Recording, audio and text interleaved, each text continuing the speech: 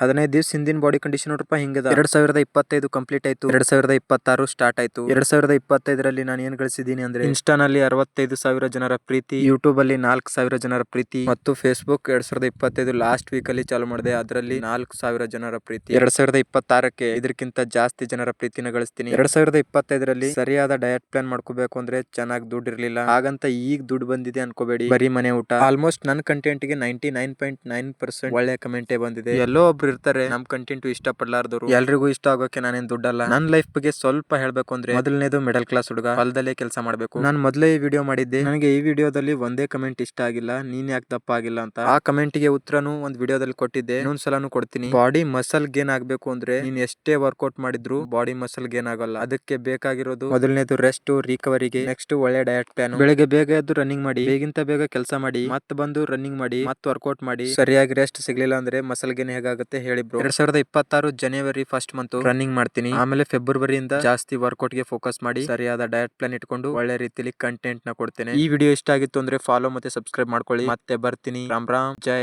Shriram.